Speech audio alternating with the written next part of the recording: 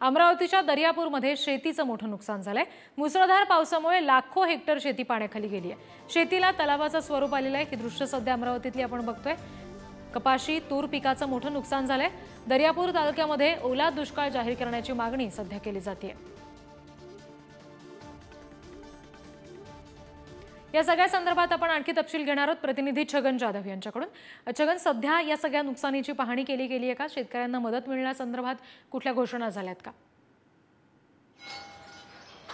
रिद्धी, गेल्या 20 दिवसापासून पावसाची संततधार अमरावतीच्या विविध भागामध्ये सुरू आहे आणि याचा सर्वाधिक फटका जो आहे तो दर्यापूर तालुक्याला बसल्याचा आपल्याला पाहायला मिळत आहे। कारण काल ज्या पद्धतीने पाऊस झाला त्यात पावसामुळे दर्यापूर तालुक्यातील काही जो भाग आहे शेतीचा, जो सखल भागात शेती आहे त्या शेतीमध्ये संपूर्णतः पाणी साचलेलं आहे। त्यामुळे त्यांच्या शेतात असलेलं सोयाबीन आणि कपाशी हे पूर्णपणे पीक जे आहे ते उद्ध्वस्त झालेलं आहे।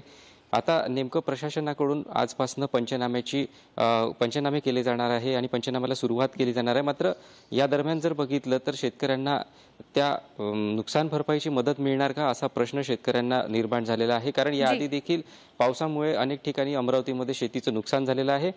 त्याचे पंचनामे देखील झालेले आहेत, मात्र शेतकऱ्यांना त्याची नुकसान भरपाई मिळालेली नाहीये। अमरावतीत जर बघितलं तर सोयाबीन आणि कपाशीचं सर्वाधिक उत्पादन घेतलं जातं आणि यावर्षी देखील क्षेत्र जर बघितलं तर सोयाबीन आणि कपाशीचं मोठ्या प्रमाणात क्षेत्र झालेलं आहे।